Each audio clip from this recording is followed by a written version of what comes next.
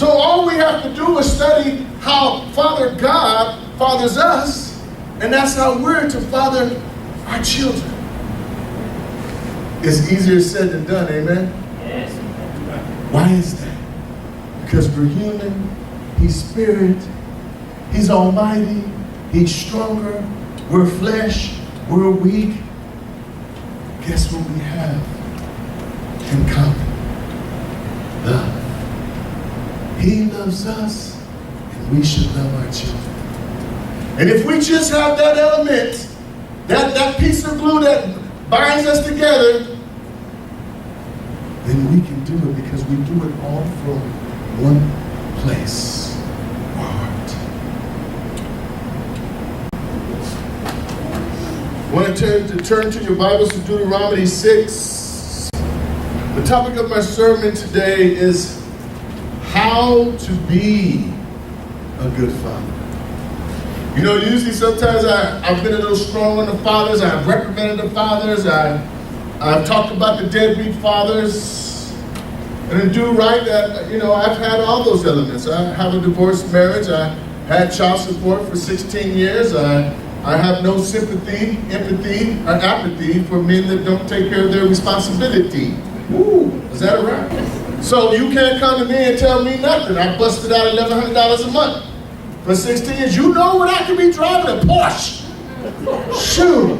Man, I can have a house paid off in cash. I didn't even get no tax breaks from it. Then I had to buy all the clothes. I had to buy all the school stuff. And then when I took care of them, I cut the child support because they was living with me, and then I had to give it right back because they left me. But we fall down, but we get up. And you know, it's been a tough thing. And then when God sent me my new wife, Flo, over 26 years ago, He gave me a new family and a new start. And from the day of birth, Ravita Simeon said, I've been there every day. I finally got to experience what it's like being a real father. And I want to share that with you. How to be a good father. I didn't say how to be a perfect father because there's no such thing. Deuteronomy 6, God gives us some specific instructions. It's almost like it's the first instructions given to us parents. And you know, the topic of the title is a call for wholehearted commitment in the NLT. What God is asking is, children of Israel, will you commit to what my standards are? Will you commit to follow me in the laws that I've laid out? Will you commit with your whole heart? It's kind of like when I think of that, I use the analogy as a father. Father, will you commit to raise your child? Father, will you commit to be responsible and accountable for your children? Fathers, will you commit to love your wife as Christ loved the church? Fathers, would you commit to follow me and my decrees and my laws that I've set forth? And I think one of the things that we struggle with is that we can't commit. We're not ready to commit. We don't have time to commit. Life's got me so busy. My job's got me so busy. Oh, I got so many things. I started a new family. I got excuses. You know, it starts with I. That's what you said. It's all about I ain't got time for that. I ain't got no money. Oh, but I knocked you up, but I didn't mean to. It wasn't me, it was him, myself, and I. Listen, you made it, you own it. Okay? You made it, you own it. Stop, take I out. I think that's the problem with a lot of fathers today, is we're still using the word I too much. How to be a better father. The first thing to how to be a better father is one thing. Doesn't matter if you're married or you're single. It says you must make time for your family. You need three things to serve God: time, energy, and desire. You need three things to make a family go right: time, energy, and desire. If you lack any of that in raising your children, you will not be successful, because you will not give them your time, you will not give them your energy, and you will have no desire to be around them. Oh, what a shame. You see the correlation in serving God and serving our family? It's the same. You still need those three ingredients. To make time for your family, you got to let your children know that they are important to you. You got to let them know that. That's the first thing that they need to know about us dads, is that they are important. Not just a daddy's girl, but a daddy's boy too. You can provide, you can pay the bills, you can feed them, you can clothe them, you can shelter them, and that's all part of being a father. That is the technical duties, that is the duties, that is the responsibilities, that is the tangible action of provisions. But if you don't spend significant time with them, what I mean by that, meaningful time. See, it's not about the quantity I preached a long time ago, but it's about the quality. Us dads are busy. Us dads carry a lot of responsibilities. Some of us dads run big corporations and work long hours. But I've only missed one of Seth's games, and none of Simeon's games, and none of Vita's games. The significant time is so important. We don't want our children to think that other things are more important than them, like your job, your friends. Shame on you dads that spend more time with your friends than you do with your family. Your hobbies. Shame on you dads that spend more time in your hobbies than you do with your family. It's not about you, dads. It's about them.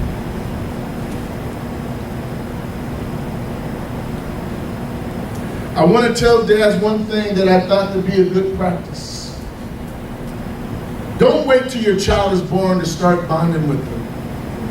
They say that a mother starts bonding with her child when he's 16 weeks into the womb. Ask my wife. Ask my children. I started at 16 weeks. I'd grab the little round belly and I'd say, hello, this is your father. This is your dad. I know you don't know me, but I know you. You're bone of my bone, you're flesh of my flesh. You will have the four-cornered David's big head. You will hurt your mom when you come out, because all David's babies do. What are you going to be when you grow up? I wonder. Will you be fast or slow? Will you be athletic or clumsy? Will you be smart? Will you be good looking? Oh yeah, you're going to be good looking, because I made sure I had a good looking woman. Because if you mate with ugly people, you're going to get ugly babies. I didn't do y'all wrong with that. Anyways, I like to chew on your ear, I like to suck on your feet. I like to hold you, I like to cuddle you. But the reason why I'm talking to you is because I want my voice to be the first voice that you know I'm delivering. This is your dad, I'm signing out, I love you. Right. Guess what? Every one of my children that came out of the womb, when they came to their dad, right after their birth, they knew my voice and they would stop crying. They were comforted instantly. Is that right, folks? Nobody can comfort them. They wanted that voice that spoke into them. Even from the womb, dads, we have the power to influence our children. We speak great things into their life. We call those things forward as though they were the things that we can't see. And we command them to come forward. You'll be great. You'll be whole. You'll be healthy. You'll be strong. You are important. You are special. And the Spirit of God begins to move in the womb. All because the Father is wanting to tell his children who he is and who they are. God understands. Make time for your family. In the Bible times, the men were personally involved with the raising of the children. Huh. So many men didn't run away from the mother these days. They ain't personally involved in nothing. But in the Bible days, when you brought up a child, it was something that was of great pride. It was great honor. And men didn't run away. They raised their family. Fathers were encouraged to spend time with their children. In Deuteronomy, go to 7, it says, repeat them again and again to your children. Talk about them when you are at home, when you are on the road, and when you are going to bed, and when you are getting up. You know what God is telling them to do? To teach them about me. To teach them my commandments. To teach them what it is to be a man. To teach them what it is to be a man of God. To teach them the laws and the things that shall save their life. To teach them to be honorable. To teach them to be respectful. Nothing brings shame to a parent more than a disrespectful child. If my children ever talk back to a grown-up, you can believe that they were going to have a foot in their butt. I didn't care if they were strangers. We respect our elders. I almost went to jail a long time ago. I was playing semi-pro football with Brodus Clay for the WWE. Anybody knows that big old dude? 370 pounds, 6'8". Sean that went full ride to Nebraska. These were my linemen. And we were playing a pickup game at the park in Palmdale. They used to live with me, crushed all my furniture and everything. But when I was running back there, my linemen, I got to take care of them. And I remember we said, let's go play a pickup game across the street. So we were playing, I was playing against 16, 17, 19-year-olds. I think I was in my late 20s, early 30s. I was still playing ball. And man, I was playing with this kid, and this kid was just talking trash. I mean, with F-bombs and MF bombs and calling me names and stuff. And I'm like, whoa, youngster, get some respect. Now, what's up with all that? Your parents didn't teach you to respect your elders? You know, I'm playing a game with you, and it's cool, but you got to stop with all that disrespect. I mean, I'm an OG, okay? I ain't a triple G, but I'm a double G for sure. And so he kept going. Next thing I know, if God forgive me, my reactions, I snatched him by his neck and had him airlifted. And I was choking that little kid because he had disrespected me again and called me a vulgar name and told me, shut up, old man, and blah, blah, blah, blah. And before he could finish telling me all the threats he was going to do, he was airborne. But I didn't throw him, I held him. And I began to lynch him. And I thought about, if my kids ever talk to me like that, I got 6 kids, so I got a right to speak on this, okay? I said, I'll kick their butts. Let alone do this to them, Zachy. All I know is George and Sean grabbed me. Mike, step out of it, stand up. Where are we? Man, let's go, hurry up. And we went back to the house. Because they called the cops, but I thought about, I ain't never put my hand on nobody's kid. But this kid, I probably saved his life that day because he probably would have ended up in jail for the rest of his life. But I know one thing that I taught him. It may not have been the right way, but I taught him some respect for elders. And I bet you he was good the rest of his life because his eyes got real big. I remember one time my oldest son, Simeon, was mouthing off to his mama, beautiful Flo, and I was outside cleaning the swimming pool. And Dad was always got to be about their parents, about their family, and making sure that they monitor everything. And, you know, dads can have sonar too. It's not just a woman thing. And I heard Flo having a conversation with Simeon. I heard Simeon having a conversation with his mom. And I'm like, oh, let me let this down real quick. Walked into the house, looked at Simeon, and said, Papa. Hit him 2 times in his face with the quickness. Old man was quick. He didn't even know where it came from. I served that little lesson with Simeon when he was, I think, 14 or 15, and he ain't never had a problem with talking back to his mother, ever. Because one thing that my kids know about their daddy, he crazy. He's stone loco cocoa for Cocoa Pops and Fruit Loops, okay? And they know that this is my woman.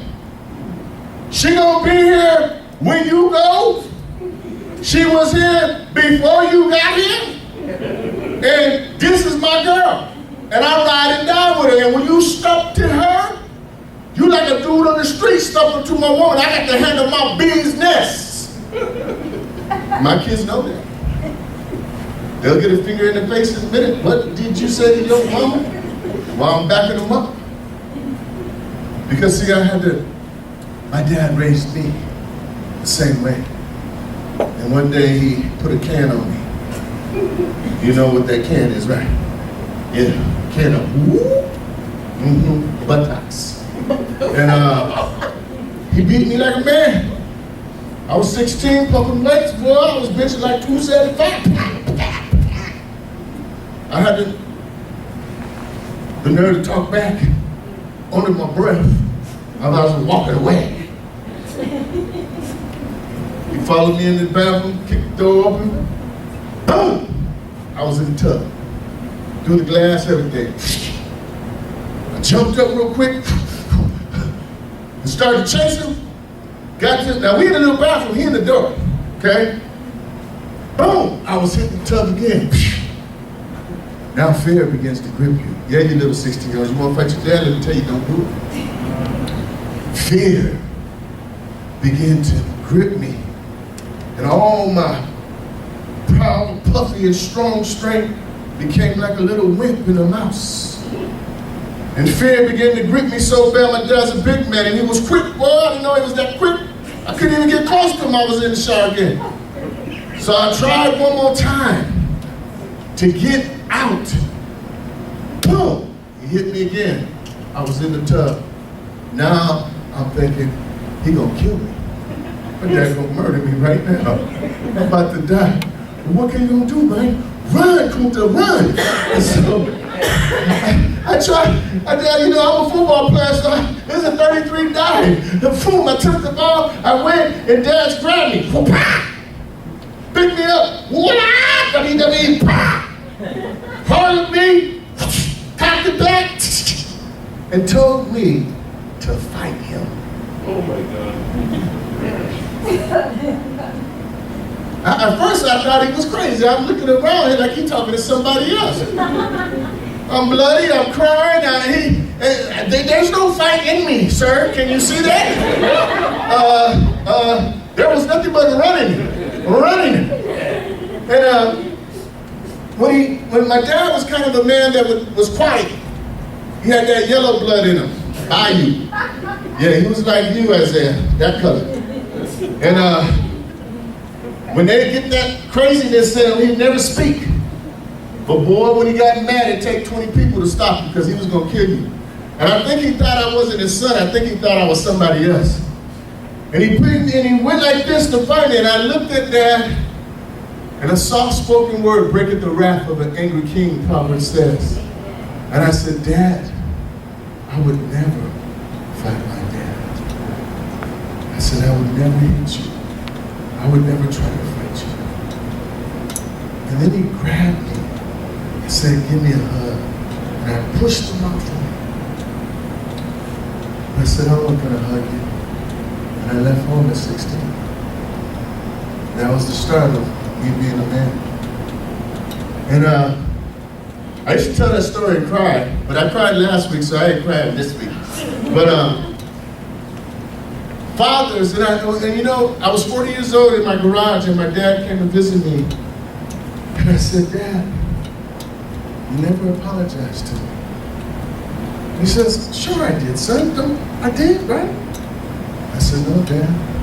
Since I was 16, we've been missing that love in our relationship because I had a hard time forgiving you for that. Because you beat me up because I didn't put clean dishes away. But yet it was because of who my mom was fighting. But either way, Father, I was a victim. Never make your kids victim of your grown-up mess, fathers. Never take out your anger on your kids. It cost me and my dad almost 30 years of a torn relationship. And before he died at 65, I was able to spend the best 5 years with my dad before he passed, and we became best friends. But look how the devil robbed me of my dad. Me and my dad was like this. I was his right-hand man. I was his man.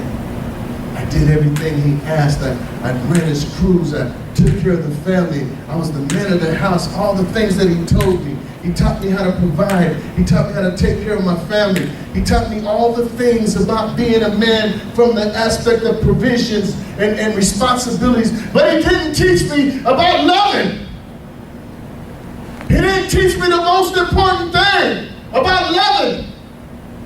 And that was the void in my heart for a long time. Fathers, I want to endorse you. I want to encourage you. It's not about all the material responsibilities that comes with the manhood, but it's about the sensitive, the most emotional parts that shapes and molds your sons and daughters. And if you do not teach them the most important thing, then you miss the most important thing. Number 2, on how to be a good father is a good father are good communicators. Oh, this might hurt. You know, hurts me. I had to learn this. Because fathers, we always think we're what, Johnny? Right. Mm-hmm.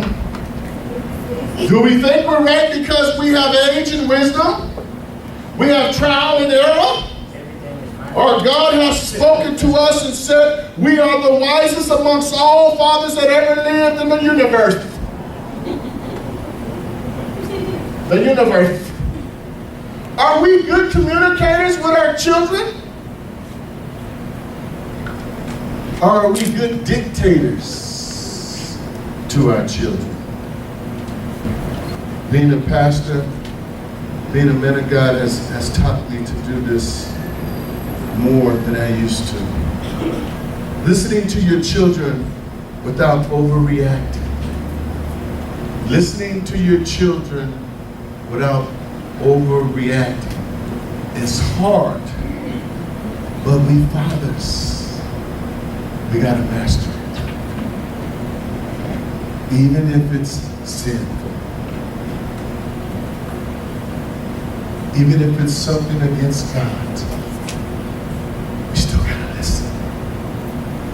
We have to learn to listen. Because only when we listen, we'll understand how they're thinking. And it gives us a chance to communicate God's ways to them. I'll say it again. Listening to your children without overreacting. My mama was an overreactor. My dad was an underreactor. Dang, I was messed up.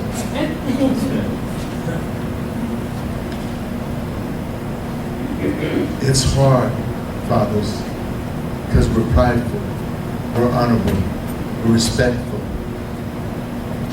Instead of me grabbing that kid, I wasn't in father mode, I was in gangster mode. I should have asked him, son, why do you talk to dogs that way? What happened in your life that makes you disrespect a total stranger? Aren't you afraid for your life? Did you not know Marvin Gaye's daddy? That's a real incident. but I overreact. If our children think that we are quick-tempered, and judgmental, they will have little reason to share their feelings. What do I tell you kids? The good and the ugly. And let me tell you, I've heard some good, bad, and ugly. And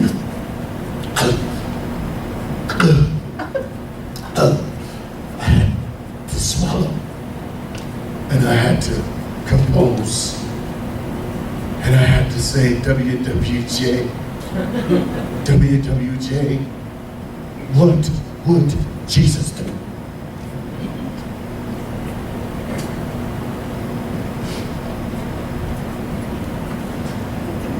James 1:19 says this, every man must be swift about hearing. Oh, but that mean your kids? That's especially your kids, you knuckleheads. James 1:19 says every man must be swift about hearing and slow about speaking and slow to get angry. Oh, you mean I gotta hear and not speak and not get mad? How do I do those things? Because all I do is talk, get mad, and tell you how I feel. It's not about what you feel. I'm the father, you the daughter. I'm the father, you the son. Shut your mouth, cállate la boca, and listen to what I say, you. If our children think that we're quick-tempered, Dad's going to get upset as soon as I tell him. Judgmental, Dad's going to judge me. He's going to say that I'm unworthy. They will have little reason to share their feelings. Let your kids know that Dad is going to be swift to hear you, slow to speak, and slow to get angry. Now when it comes to an insubordinate, disrespectful thing, the Bible tells us to chaste you, to beat you. You won't die. To spare the rod, spoil the child. Okay? So we ain't gonna have no disrespect. But if I don't believe in your lifestyle, if I don't believe in what you're doing, I don't need to judge you. I need to hear you. If there's something that you're doing, I don't need to get mad at you. I need to be slow to get mad at you. And I definitely need to learn how to listen. Man, remember, this is about how to be a good father, not how to be a perfect father, because we're not. If us fathers learn this biblical principle, we will become better communicators with our children.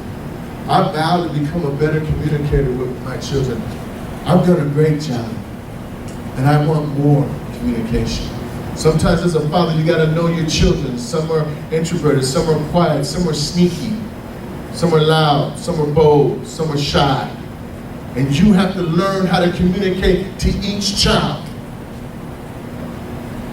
My kids know, I call it when I see it come in, don't come around me. You have? You lying.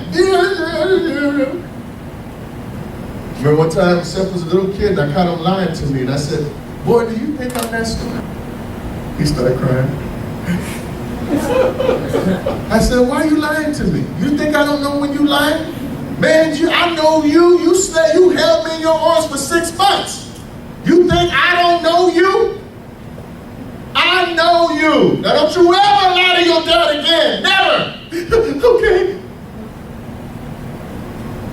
It's about a jacket that he took from his friend. Now he know I didn't buy that jacket. And I know his friend didn't give him that jacket. We want to become better communicators, fathers. Amen? Number 3, give loving discipline and commendation. Commendation means praise. Give loving discipline. Now, son, I'm going to hate to have to, this is my dad. Now, my mom would beat you with a butcher knife, a bat, a broom, a frying pan, whatever she can find. My dad would come up to the room and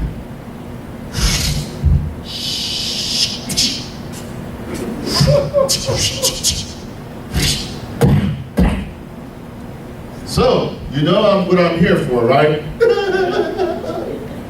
I heard you've been talking back to your mom. I heard you got an F in school. I heard you had a fight. I told you no more fighting. I heard you stole from the store. I heard you did all that, right? Yeah. Now I'm going to whoop you out of love. Because God has instructed me to do this. Dad's big old hand, he grabbed you by your ankle. Oh, you thought you was going to squirm?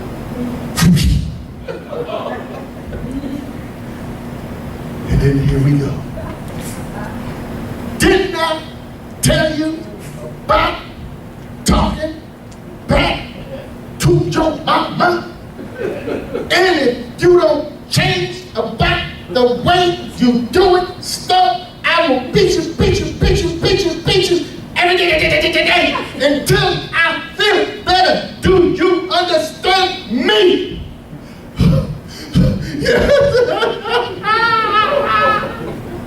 He used to put us over our knee, but then we started getting big, and he said, let me. His daddy used to do this. Put his hand between the legs, grab his belt buckle.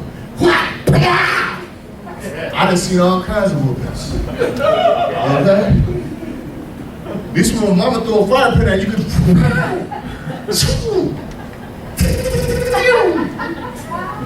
But Dad, there was nowhere you could go. Now, he did that out of love. Because some dads whoop you way worse than that. But I always got the rod of correction with a whole lot of words. So in my house, I decided to do something different. 3 swats. 2 swats. And if you was really bad, you got 4. For the Father, Son, and the Holy Spirit is all one. That's how I made up that 4th one. My kids would bend over, and I would use the board of correction. I remember one time Peter made me so mad, I went and broke a pallet, a 6-foot pallet. Came home with a stick this big. Never whooped her with it, but boy, I know they thought, if Dad ever hit me with that one, because they was used to the little stick. That just, and I wanted it to turn. I kept it for years behind the door. All I had to say, go get the stick!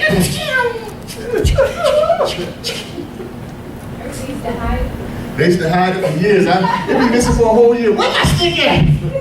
Then it appeared when it's time for somebody else to get a whooping. Give loving discipline and commendation. Even when frustrated or angry, our discipline should be an expression of loving concern with all of these things.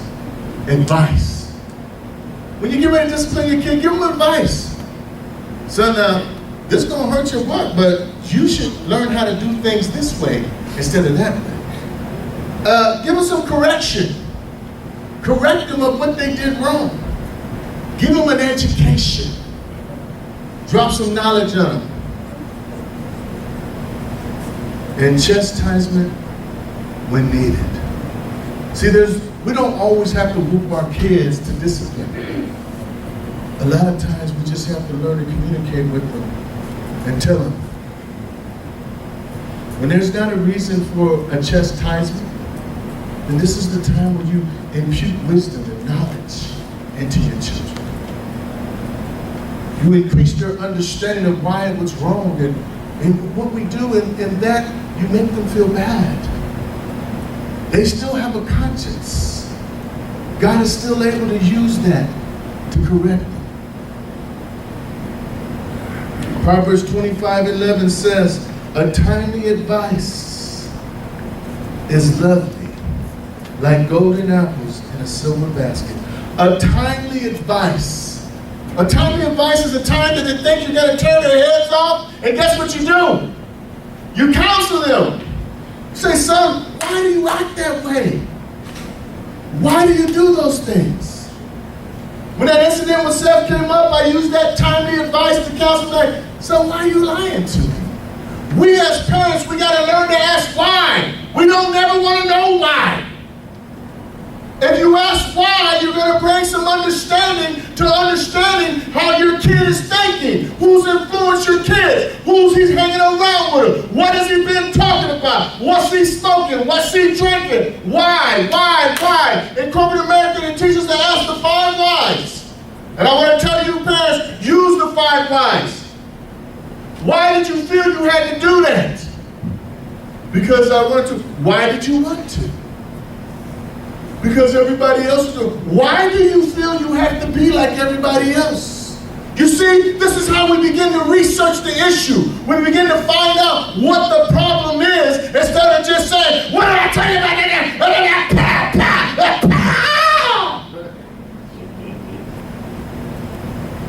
Hello? You alive? Bet you won't try that again. Yes, he will. And then he'll do it and do it and do it until he's in the penitentiary. Because you never found out the root cause of why he behaves this way. Oh man, do you know my major was psychology? I'm glad I stopped. Because I'm giving you knowledge. And you need to take it. 5 whys. At least 5.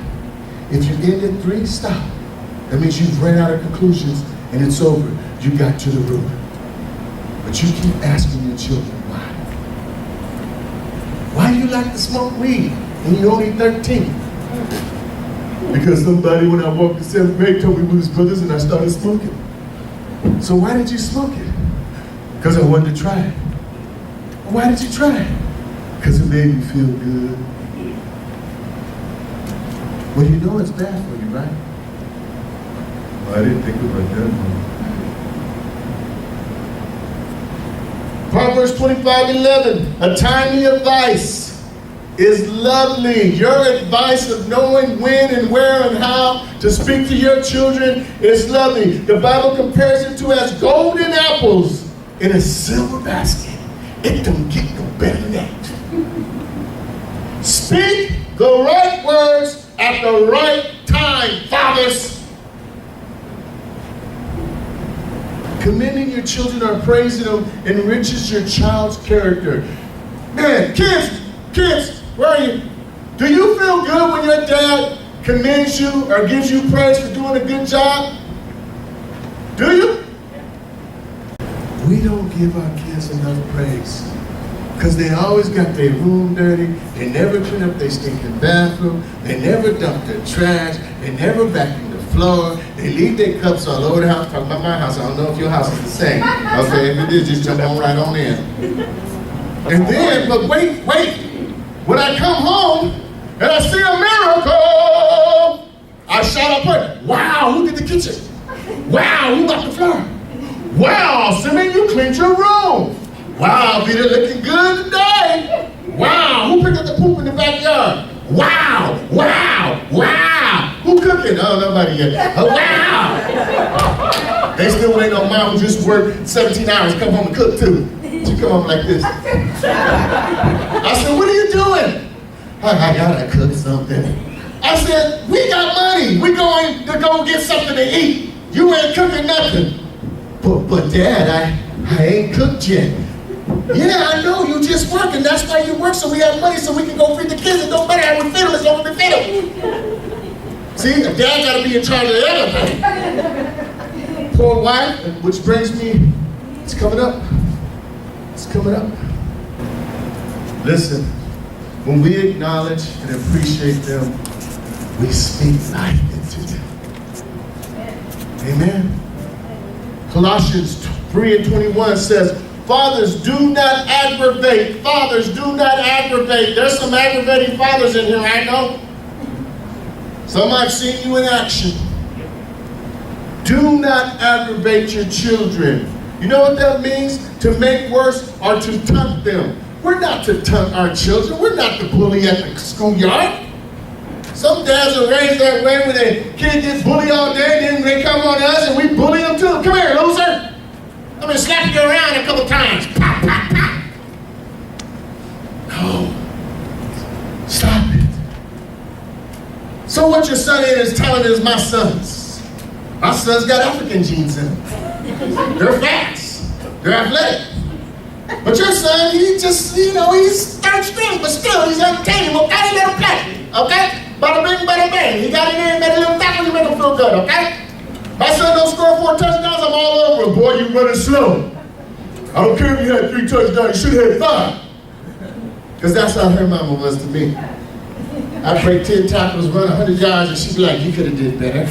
You're like, we're dating, but dang, you're evil. Even the fans turned on her. What are you yelling at him for? He did good. I'm making him tough. He's already tough. He's a grown man.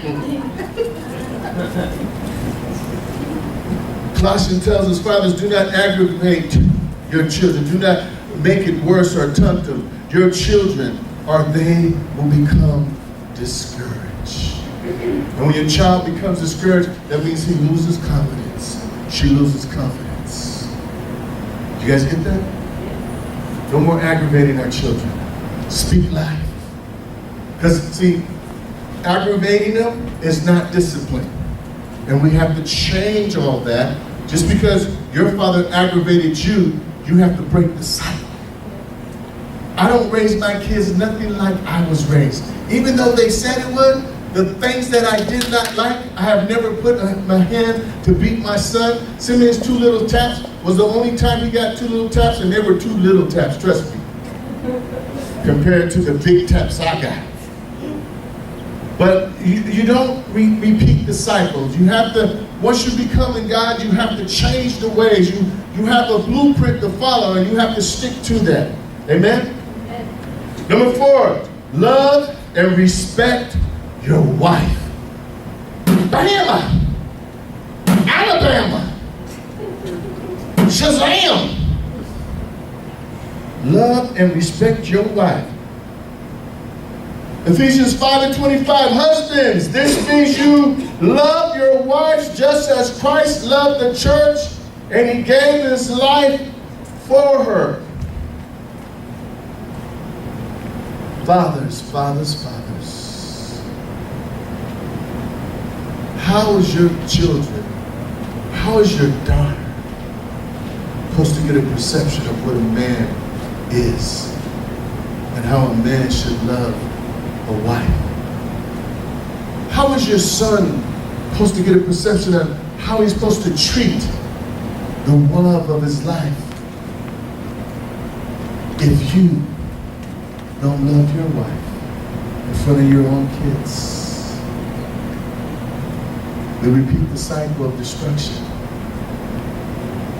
Yes, fathers, that responsibility is on you. It's important, men, that we show our sons how to be a real man and how to love their wife affectionately, intimately, socially, mentally, emotionally, verbally. This is where they learn it from. If you constantly talking down to your wife, calling her out of her name, cussing at her, disrespecting her, what do you think your boys are going to do? They look at the damage you do to your daughters. They think that that's what it is, so they give their whole heart to find a man like you that ain't worth nothing. And they live the same misery their mother lived. Don't do that. Christ says we're to love our wives as we love the church. And then the last one, number 5, which is the most important one, is to show them your love for God. Oh man, that's big. That's so big. That's so big. Nothing else is more important than showing your sons and your daughters how much you love God. And these 3 little amigos there, that's all they know. They know for sure, without a doubt, that their mom and dad loves the Lord. They've been in church all their lives. They've seen us at our worst time and they've seen us at our best time. But one thing they've seen, that mom and dad don't ever stop serving God. No matter what they do. You know what that's teaching them? That's teaching them the most important thing. Go back to Deuteronomy. Where God said in Deuteronomy 6:4, and God says, listen, O Israel, the Lord is our God and the Lord alone. In verse 5, he says, and you must love the Lord your God with all your heart, all your soul, and all your strength. And you must commit yourself wholeheartedly to these commands that I am giving you today. Children learn from their parents, especially from their fathers. They must see that God is first in your life, not the casino, not the bottle, not your doom buggy or your muscle car or your creative activities, your crafts, or your fishing, or your card collection, your PlayStation or Xbox, your friends, I can go on and on and on and on and on. We only get 28,000 days to live. Children learn from their parents, especially their fathers. They must see God. They must see that God is first in your life. Try your best to be a good father, because you're not going to be a perfect father. Balance is the key, and wisdom is the answer. Balance is the key, and wisdom is the answer. Now y'all know I had to write that sermon in 20 minutes inside my office. But I can't wait till next week when I get to get back to, you're not a mistake. Fathers, I had to acknowledge us because I felt bad that I didn't have a Father Day, so I hope that that was good for you. Did you get something from that, fathers? Yes. Amen. Listen, we are always growing, right? Seems like we're never arriving, because that's how the unfinished work of Christ is in our life. We are unfinished. We are blemished. We are spotted. We are jaded. We are tainted. We are unperfect, unholy. We can try all we can and we'll never be holy. So don't go away from the sermon thinking that I gotta be a perfect father, because you're not going to be. We always getting reprimand daddies. Don't get me started. You know why? Because we, the what? The priests of the home. Let's take the head, because sometimes our head gets big. Okay, that's just a title. Let's just set that here. I'd rather have a priestly title, because that means I'm doing more good than bad. That means I'm not operating out of flesh or pride. I'm operating out of love and kindness and wisdom. So when you put on that, that's what the Bible says, we're a priestly man. We're the priest of our homes. That means we're supposed to be the ministers. Amen? And in that, we carry all the titles. Let's pray. Father, we thank you for today. We thank you for the word today. Father, we thank you that we are evolving and trying to become a better father. Father, not by might nor by power, but by your Spirit. Lord God, that you continue to infuse us with infinite wisdom in every situation. Father, that you gird us up, Father, for our task is not an easy one. It is one of dedication. It is one of commitment. It is one of persistence. It's one, Father, that you've given us, that all the days of our life we will always be a father. Even when our kids is grown, we'll be a father to somebody else. So, Father, help us. Let us lean not to our own understanding, Father, but let us call out on you, Father, for times that we need to hear from you, times that we need your advice, times that we need your wisdom, times that we know that if I come at this situation the wrong way, it might push them further away. Oh, give us grace, oh Father. Give us strength, Lord Jesus. Father, let us know that the balance of life is in our hands with our children, that we have the power to shape them. Father, you said that when we go to bed, when we're walking down the street, when we're eating, when we're standing and sitting, we're to continue to put God in their lives. And oh, Father, let us continue our example to live the life that is right before them, Father. Not a fake life that says that we're holier than thou, because they see our sins. They see our faults. They see our bad mouths when we lose our control. They see all that. But Father, let them see a consistent that we fall down when we get up. That the race is not given to the swift and the strong, but to the one that endures. That I may get knocked down, but I will don't get back up because God's not finished with me yet. And that we learn how to go and apologize when we have offended even our children. Sometimes we take them for granted that they don't deserve an apology. But they do. Let us become the complete agent. Lord God, that you would continue to shape us and mold us and build our character. Give us strength, Father. Give us strength. In Jesus' name.